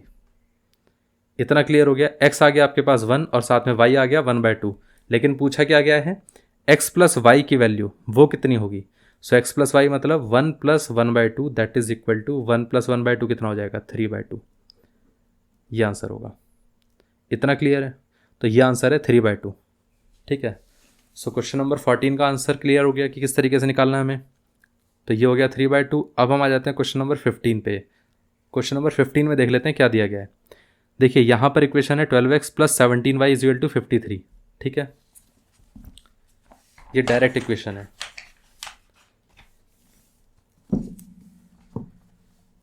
Twelve x plus 17y is equal to 53 और यहाँ पर 12x प्लस दूसरी इक्वेशन क्या थी? 17y is equal to 53 and second equation is 17x plus 12y is equal to 63। ठीक है, पूछा क्या गया है? पूछा फिर से वही गया, x प्लस वाई की वैल्यू बताइए। देखिए इसमें मैं आपको एक चीज़ बता देता हूँ, अगर आप कहीं से भी सब्स्टिट्यूशन मेथड अप्लाई करेंगे तो बहुत ज़्यादा बड़ी वैल्यू आएगी। ठीक है, आप ट्राई भी करके देख सकते हैं। यहाँ से अगर आप x की वैल्यू निकालेंगे तो कितना आएगा? 63 - 12y बाय 17। इसमें रिप्लेस करके देखिए कि कितना ज़्यादा प्रॉब्लम आएगी। ठीक है, इतना क्लियर हो गया। लेकिन अगर आप सब्स्टिट्यूशन की जगह एक काम करिए कि यहाँ पर सब्स्टिट्यूशन की जगह इसमें आप एलिमिनेशन भी नहीं कर सकते हैं। क्यों नहीं कर सकते हैं? क्योंकि अगर आप देखिए किसी भी एक कोफिशिएंट को सेम बनाने की कोशिश करेंगे, मान लेते हैं y को सेम बनाने की कोशिश करेंगे, तो इसको 12 से मल्टीप्लाई करना पड़ेगा, इसको 17 से। तो ऐसी जब इक्वेशन होती है तो उसमें वही मेथड सबसे अच्छा होता है जो मैंने आपको पहले ही बताया था कि इसको फर्स्ट और इसको सेकंड मान के चलिए। अब आप देखिए इसका 12 कोफिशिएंट है तो यहाँ पर x का जब 12 था तो इधर y का 12 है, यहाँ पर 17 y का था तो यहाँ पर 17 x का है। तो इन दोनों को सबसे पहले आपको इक्वेशन को ऐड करना पड़ेगा। जैसे आप ऐड करेंगे तो 12x plus 17y is equal to कितना हो गया? 53 एंड देन ये हो गया 17x, ये हो गया 12y इज इक्वल टू कितना हो गया? 63। एडिशन करके देखिए 12 + 17 कितना हो गया? 29, 29x। 17 + 12 कितना हो गया? यहाँ पर ही हो गया 29y। 53 + 63 कितना हो गया? 3 + 3 6 हो गया। 5 + 6 कितना हो गया? 11। अब 29 हम कॉमन ले सकते हैं तो यहाँ पर ही हो जाएगा x + y is equal to 116। ठीक है, अब आप देखिए क्या ये 29 इससे कैंसिल आउट हो सकता है? ये जो वैल्यू है 29 से कैंसिल आउट हो सकती है कि नहीं? देखिए 9 के टेबल में कौन सी वैल्यू पे 6 आता है लास्ट में? तो 4 पे आता है। 4 9 36 होता है तो मतलब लास्ट में 6 आता है। तो एक काम करिए 29 को ज़रा 4 से मल्टीप्लाई करके देखिए। सो 4 9 36, 4 2 8, 8 + 3 कितना हो गया? 11, 116। इसका मतलब ये है कि ये 29 से कैंसिल आउट होगा तो ये 4 देगा। ठीक है, so x + y is equal to कितना आ गया? 4। ये आ गया आपका थर्ड इक्वेशन। इतना क्लियर हो गया। अब आप देखिए यहाँ पर जैसे मैंने आपको बताया था कि एडिशन हम करते हैं वैसे ही सब्ट्रैक्शन भी करते हैं। ठीक है, तो 1 में से 2 को अगर आप माइनस करेंगे तो कितना आएगा वो करके देख लेते हैं। तो 12x plus 17y is equal to 53, ये फर्स्ट इक्वेशन थी। सेकेंड इक्वेशन है 17x plus 12y is equal to 63। Minus करते वक्त जो भी इक्वेशन होती है, जो भी नीचे इक्वेशन आती है उसमें हम क्या करते हैं? साइन चेंज करते हैं। तो ये प्लस का माइनस हो जाएगा, प्लस का माइनस, फिर ये प्लस का माइनस। 12x - 17x कितना हो गया? माइनस का 5x। 17 - 12 कितना हो गया? ये हो गया प्लस का 5y। और ये कितना हो गया? 53 - 63, तो ये हो गया माइनस का 10। अब आप देखिए यहाँ पर आप 5 कॉमन ले सकते हैं तो ये हो जाएगा माइनस का x plus y is equal to कितना हो गया? माइनस का 10। जब आप कैंसिल आउट करेंगे तो यहाँ पर बचेगा सिर्फ माइनस का 2, तो ये हो जाएगा माइनस का x plus y is equal to कितना हो गया? माइनस का 2। ये हमारे पास फोर्थ इक्वेशन आ गई। दोनों इक्वेशन को ऐड कर दीजिए। थर्ड प्लस फोर्थ करेंगे तो कितना आएगा? x plus y is equal to 4 and then minus का x plus y is equal to कितना हो गया? माइनस का 2। एडिशन करते के साथ ही 4 - 2 कितना हो गया? 2। ठीक है, और ये y प्लस वाई कितना हो गया? 2y। और ये दोनों कैंसिल आउट हो गए तो यहाँ पर ये 2 और ये 2 कैंसिल आउट हो जाएंगे तो y इज इक्वल टू कितना आ गया? 1, क्योंकि यहाँ पर 1 आ गया, यहाँ पर भी 1, तो y इज इक्वल टू 1 आ गया। y1 आ गया तो अब आप टू की जो y1 आ गया तो x की वैल्यू तो निकाल ही सकते हैं। कैसे निकाल सकते हैं? किसी भी एक इक्वेशन में y की वैल्यू को रिप्लेस कर दीजिए। जैसे आप इसमें रिप्लेस करेंगे तो कितना आएगा, यहाँ पर y की वैल्यू 1 थी तो यहाँ पर x plus 1 is equal to 4 आ गया। So x is equal to कितना हो गया 1, अगर इधर शिफ्ट कर देंगे तो 4 minus 1 that is equal to 3, ये आ गया। x 3 आ गया और y कितना आ गया 1 आ गया। पूछा क्या गया था, x प्लस वाई की वैल्यू। सो इसका मतलब 3 प्लस 1 इज इक्वल टू 4, ये हो गया। इतना क्लियर हो गया किस तरीके से इसको सॉल्व करना था, ये पार्ट क्लियर हो गया। ये क्वेश्चन का जो पीछे का लॉजिक है वो इंटरेस्टिंग है। अगर आपको वो चीज़ समझ में आ जाती है तो ऐसे क्वेश्चन कितने भी आ जाएं आप डायरेक्टली सॉल्व कर सकते हैं। ठीक है, सो ये क्वेश्चन नंबर 15 क्लियर हो गया। अब हम आ जाते हैं क्वेश्चन नंबर 16 पे। यहाँ पर देख लेते हैं क्या दिया गया है। देखिए क्वेश्चन नंबर 16 में कहा गया है कि फाइंड द वैल्यू ऑफ के for which the system has a non zero solution. अब इस सिस्टम का नॉन ज़ीरो सोल्यूशन होना चाहिए। देखिए मैंने इससे पहले भी आपको एक चीज़ बताई थी कि यहाँ पर पहले सिस्टम की बात कर लेते हैं। सिस्टम क्या है, ये इक्वेशन है 3x plus 5y is equal to 0 और साथ में दूसरी इक्वेशन है 5x plus 10y is equal to 0 has a non zero solution. मैंने आपको बताया था लास्ट वाले अभी हमने एक एग्जांपल इसका डिस्कस किया था एक क्वेश्चन को। ठीक है, उसमें मैंने आप क्या बताया था, जब आपके पास इस टाइप की इक्वेशन हो a1x plus b1y is equal to 0 और साथ में a2x plus b2y is equal to 0, तो ये दोनों इक्वेशन या तो ऐसे टाइप का एक ग्राफ बनाती हैं जहाँ पर ये कट करती हैं तो सिर्फ और सिर्फ ज़ीरो पे ही कट करती हैं, सॉल्यूशन आएगा तो ज़ीरो ज़रूर आएगा। इनको होमोजीनियस इक्वेशन कहा जाता है। लेकिन अगर ज़ीरो सॉल्यूशन के अलावा कोई और सॉल्यूशन आएगा तो वो कैसे आएगा, जब ये दोनों इक्वेशन एक दूसरे के ऊपर कोइंसाइड करेंगी। ठीक है, हमने लास्ट वाले केस में देखा था उन्होंने यूनिक सॉल्यूशन मांगा था, तो या मतलब ये वाली कंडीशन होनी चाहिए। यहाँ पर क्या है, non zero solution. Non zero solution कब आ सकता है, जब ये वाली कंडीशन होगी। और ये वाली कंडीशन के लिए क्या होना चाहिए, a1 और a2 का जो रेशो है a1/a2 should be equal to b1/b2, ये रेशो होना ही होना चाहिए।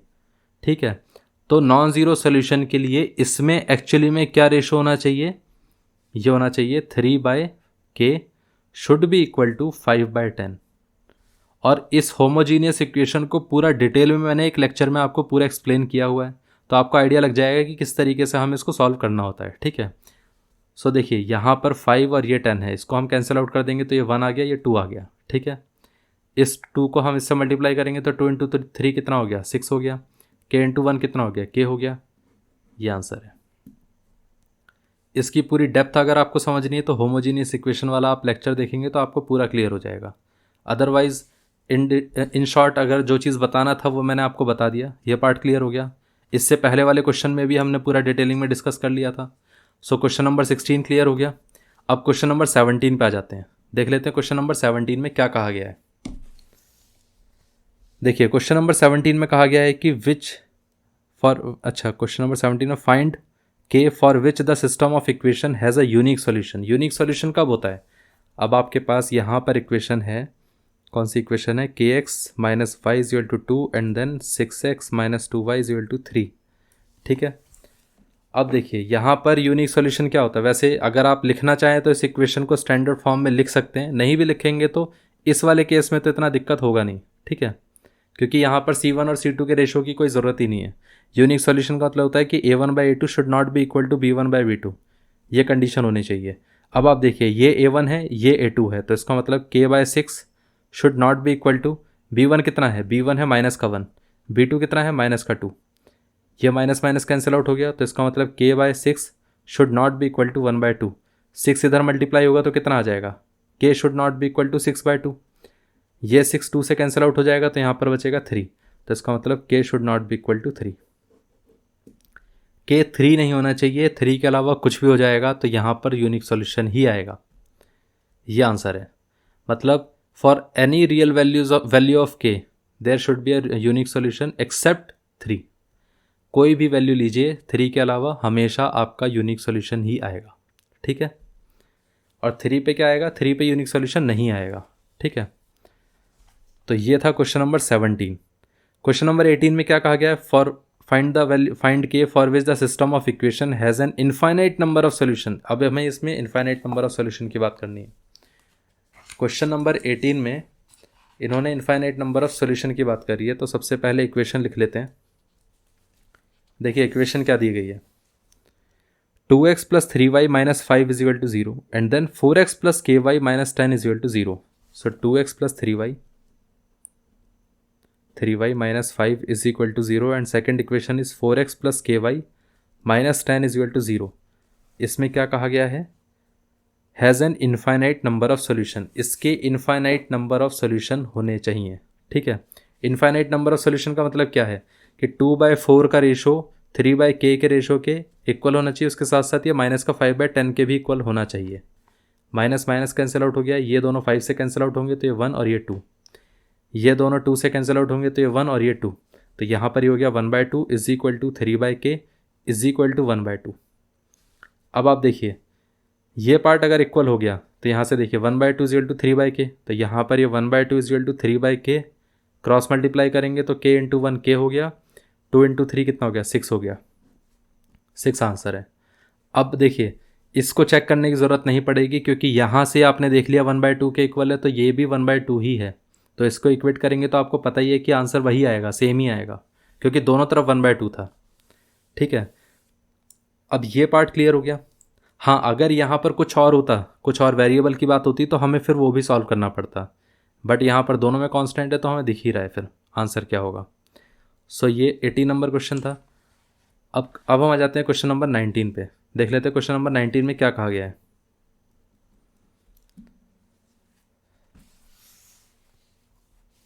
देखिए क्वेश्चन नंबर 19 में कहा गया है show that the system this one and that one, मतलब ये दो हमारे पास इक्वेशन है, हैज़ नो सॉल्यूशन, इन दोनों के सॉल्यूशन है, मतलब नो सॉल्यूशन वाली कंडीशन इनमें एग्जिस्ट करेगी। अब देखिए आप क्वेश्चन देख के ही पता चल रहा होगा आपको, ये दूसरी इक्वेशन क्या है, 4x प्लस 6y माइनस का 4 इज इक्वल टू 0, इनके सॉल्यूशन नहीं होने चाहिए, नो सॉल्यूशन वाली कंडीशन है।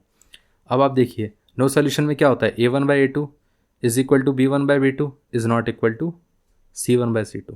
ठीक है, ये कंडीशन होनी चाहिए। अब आप देखिए a1/a2 कितना है 2/4, दिस इज इक्वल टू ये कितना है 3/6, this is not equal to ये माइनस का 1/-4, माइनस माइनस कैंसिल आउट हो जाएगा तो यहाँ से इसको कैंसिल आउट करेंगे तो 1/2 हो जाएगा, ये 3/1 और ये 3/2, तो यहाँ से 1/2 is equal to 1/2 is not equal to 1/4, ये देख के पता चल रहा है। ठीक है, वैसे अगर आप शो करने जाएंगे तो इस तरीके से मत करिएगा। ठीक है, मैं आपको बस बता रहा था डायरेक्टली करना कैसे इसको सॉल्व, आपको इस तरीके से बताना पड़ेगा। a1/a2 का रेशो क्या है, तो यहाँ पर आपको पता है a कितना है, a1 कितना है 2, a2 कितना है 4, 2/4 दैट इज इक्वल टू 1/2। फिर यहाँ से b1/b2 का रेशो कितना है, तो ये 3 है ये 6 है, तो ये 3 और 6, तो ये हो गया 1/2, क्योंकि जब आप कैंसिल आउट करेंगे तो आपको पता चल जाएगा ये 1 और ये 2 आ रहा है, यहाँ पर भी 1 यहाँ पर भी 2। फिर c1/c2 का रेशो कितना आ गया, माइनस का 1/-4, माइनस माइनस कैंसिल आउट हो जाएगा तो यहाँ पर बचेगा 1/4। फिर आप इसको बोल सकते हैं equation 1, equation 2, equation 3। From equation 1, 2 and 3 we can say that a1/a2 is equal to, we concluded that a1/a2 is equal to b1/b2 but it is not equal to c1/c2 because ये दोनों का ही रेशो 1/2 है लेकिन ये 1/4 है, मतलब ये दोनों एक दूसरे के इक्वल हैं बट इसके इक्वल नहीं है। इस तरीके से आपको शो करके दिखाना है एग्जाम में। ठीक है, अगर आप कहीं चेक करना चाहें तो आप इस तरीके से डायरेक्टली कर सकते हैं, लेकिन शो करके दिखाना पड़ेगा तो आपको इस तरीके से स्टेटमेंट लिख के देनी पड़ेगी। ठीक है, यह आप ध्यान रखना, अगर आप ऐसे नहीं करके दिखाएंगे तो एग्जामिनर चाहे तो आपके मार्क्स कट कर सकता है। इतना क्लियर हो गया। सो ये था क्वेश्चन नंबर 19। अब आ जाते हैं क्वेश्चन नंबर 20 पर। देख लेते हैं क्वेश्चन नंबर 20 में क्या दिया गया है। अब सिर्फ 2 क्वेश्चन बचे हैं तो इसमें ज़्यादा कुछ नहीं दिया गया। आई थिंक इसके अंदर फाइंड द वैल्यू ऑफ के for which this system has is inconsistent. देखिए कंसिस्टेंट इक्वेशन होती है वो होती है जिसमें या तो एक सोल्यूशन हो या तो इनफाइनाइट सॉल्यूशन हो, मतलब सॉल्यूशन एग्जिस्ट करे उसको कहते हैं कंसिस्टेंट, जिसमें सॉल्यूशन एग्जिस्ट नहीं करता उसको कहते हैं हम इनकंसिस्टेंट। तो यहाँ पर हमारे पास पहले हम इक्वेशन लिख लेते हैं। इक्वेशन क्या दी गई है, देखिए यहाँ पर कहा गया है इक्वेशन में x plus 2y is equal to 3 and then second equation is 5x plus ky plus 7 is equal to 0। ठीक है, इसके कोई भी सॉल्यूशन नहीं होने चाहिए। सो देखिए इसको हम 3 को इधर ले जाएंगे तो ये हो जाएगा x प्लस 2y माइनस का 3 इज इक्वल टू 0, यहाँ पर 5x और ये कितना है ky, तो ये ky, ये प्लस का 7 इज इक्वल टू 0। इसमें क्या हमें पता करना था, फाइंड द वैल्यू ऑफ के for which this is inconsistent, मतलब ये इनकंसिस्टेंट है, इसका मतलब इसके नो सॉल्यूशन वाली कंडीशन होनी चाहिए। नो सॉल्यूशन कब आता है, जब a1/a2 should be equal to b1/b2 but it should not be equal to c1/c2, ये कंडीशन पे। ठीक है, तो ज़रा इसमें वैल्यूज़ डाल के देखिए कितना आता है। 1/5, a1/a2 1/5 हो गया, ये 2/k, so 2/k, this should not be equal to, ये माइनस का 3 और ये प्लस का 7, तो ये माइनस का 3 प्लस का 7। ठीक है, ये दोनों इक्वल होने चाहिए। इक्वल होने के लिए क्या होना चाहिए, यहाँ पर हम 1/5 should be equal to 2/k, cross multiply करेंगे तो k इंटू 1 k हो गया, 5 इंटू 2 10 हो गया, ये आंसर आ गया। अब इन दोनों के इक्वेट करके देखते हैं, तो ये हो जाएगा 2/k, this should not be equal to minus का 3/7। ठीक है, तो यहाँ से अगर आप क्रॉस मल्टीप्लाई करेंगे तो 7 इंटू 2 कितना हो गया 14, और ये कितना हो गया माइनस का 3k, माइनस का 3 इधर आ जाएगा तो कितना हो गया, ये हो गया 14 माइनस का 3 is not equal to k, that is k should not be equal to minus का 14/3, ये होना चाहिए। ये दोनों चेक करना पड़ेगा हमें। ठीक है, अब देखिए यहाँ से k इज 10 आ रहा है और यहाँ से ये कंडीशन आ रही है कि k की वैल्यू ये ज़रूर नहीं होनी चाहिए, चाहे कुछ भी हो जाए। ठीक है, तो ये दोनों ही बातों से हमें क्लियर पता चल रहा है कि k का आंसर 10 आना चाहिए। ठीक है, अब अगर इसकी वैल्यू इधर भी यहाँ पर 10 आ जाता तो प्रॉब्लम होती, तो इसका मतलब ये कि फिर तो सोल्यूशन ये, तो फिर कोई भी k की वैल्यू एग्जिस्ट ही नहीं करती। लेकिन अच्छा हुआ ऐसा नहीं आया, तो इसका मतलब ये है कि k आंसर हमारा कितना होगा 10, मतलब k इज 10 पे इन दोनों इक्वेशन का ये दोनों इक्वेशन इनकंसिस्टेंट रहेंगी, मतलब इनके नो सॉल्यूशन वाली कंडीशन आ जाएगी। इतना क्लियर हो गया। सो ये पार्ट क्लियर हो गया है, तो अब हम आ जाते हैं क्वेश्चन नंबर 21 पे। और ये क्वेश्चन थोड़ा सा इंटरेस्टिंग क्वेश्चन है, क्योंकि इसके अंदर, लेकिन आपके सिलेबस से ये क्वेश्चन हटा दिया गया है, मतलब इस टाइप का जो कंसेप्ट है वो हटा दिया गया है, तो इसको वैसे अगर सिलेबस के हिसाब से देखा जाए तो ये इतना इंपॉर्टेंट क्वेश्चन नहीं माना जाएगा। ठीक है, वैसे ये क्वेश्चन अच्छा है। सॉल्व दिस इक्वेशन, तो पहले इस इक्वेशन को लिख लेते हैं, 3/x + y plus 2/x - y is equal to 2, और यहाँ पर 9/x + y माइनस का 4/x - y is equal to 1। अब देखिए, जब भी हमारे पास ऐसी इक्वेशन आती है तो ये लीनियर इक्वेशन के फॉर्म में तो नहीं है, तो इसको हमें करना क्या पड़ेगा, तो हमें देखिए यहाँ पर इसको इस तरीके से लिख सकते हैं, 3 into 1/x + y and this one is 2 into 1/x - y is equal to 2, and then 9 into 1/x + y minus 4 into 1/x - y is equal to 1। अब 1/x + y को हम किससे रिप्लेस कर सकते हैं, इसको हम रिप्लेस कर सकते हैं p से, और इसको हम किससे रिप्लेस कर सकते हैं, तो ये हो जाएगा हमारे पास q। ठीक है, अब जैसे आप इसको p से रिप्लेस करेंगे तो ये कितना हो गया, 3 into P plus 2 into Q is equal to 2। ठीक है, इसी तरीके से इस इक्वेशन को जब आप रिप्लेस करेंगे तो यहाँ पर ये कितना आ जाएगा, ये हो जाएगा 9 इंटू पी, और ये कितना हो गया माइनस का 4 into Q is equal to 1। ये आपके पास फर्स्ट इक्वेशन, इसको हम बोल देते हैं सेकंड इक्वेशन। ठीक है, अब देखिए यहाँ पर अगर आपको दोनों में से कोई भी एक वैल्यू को रिप्लेस मतलब एलिमिनेट करना है, तो एक काम करते हैं, क्यू को एलिमिनेट कर देते हैं। तो यहाँ पर क्या करना पड़ेगा, बस 2 से मल्टीप्लाई करना है फर्स्ट इक्वेशन को, फिर उसको ऐड कर देना है सेकंड इक्वेशन के साथ। क्यों, जैसे ही इसको आप 2 से मल्टीप्लाई करेंगे तो ये 4q हो जाएगा, और ये माइनस का 4q है, तो ये दोनों कैंसिल आउट हो जाएंगे जैसे ही हम इनको ऐड करेंगे। तो पहले 2 से मल्टीप्लाई करिए, तो यहाँ पर ये हो जाएगा 6p, 2 इंटू क्यू कितना हो गया, ये 2 इंटू 2q हो गया 4q is equal to 2 into 2 कितना हो गया 4 हो गया। अब सेकंड इक्वेशन क्या है 9p, ये माइनस का 4q इज इक्वल टू 1, तो ये 4q माइनस का 4q कैंसिल आउट हो जाएगा, तो यहाँ पर 6p प्लस 9p कितना हो गया 15p इज इक्वल टू 4 + 1 कितना हो गया 5 हो गया। तो यहाँ पर p इज इक्वल टू कितना हो गया 5/15, ये 1 ये 3, सो p इज इक्वल टू कितना आ गया 1/3। ठीक है, इतना क्लियर हो गया। अब हम देख लेते हैं q कितना दिया गया, मतलब यहाँ पर p की वैल्यू आ गई, अब साथ में देख लेते हैं q की वैल्यू कितनी आएगी। तो एक काम करिए, किसी भी एक इक्वेशन में p की वैल्यू को रिप्लेस कर दीजिए। तो यहाँ पर ये हो गया 3 इंटू पी की वैल्यू थी 1/3 plus 2 into Q is equal to 2, ये है। ठीक है, अब देखिए ये 3 इससे कैंसिल आउट हो जाएगा, तो यहाँ पर बचेगा 1, और ये प्लस का 2q इज इक्वल टू 2 हो गया। 1 अगर इधर जाएगा तो 2q इज इक्वल टू 2 - 1 हो गया, तो यहाँ पर ये 2q इज इक्वल टू कितना हो गया 2 - 1 1 हो गया, तो यहाँ पर q इज इक्वल टू कितना हो गया 1/2। अब p की वैल्यू एक्चुअली में कितनी थी, वो थी 1/x + y, यही हमने लिया था। तो ये इक्वल टू कितना होना चाहिए 1/3। तो इसका मतलब x प्लस वाई की वैल्यू कितनी हो गई 3। इसी तरीके से अगर आप इसमें देखेंगे q की वैल्यू हमने कितनी ली थी 1/x minus y, that is equal to 1/2।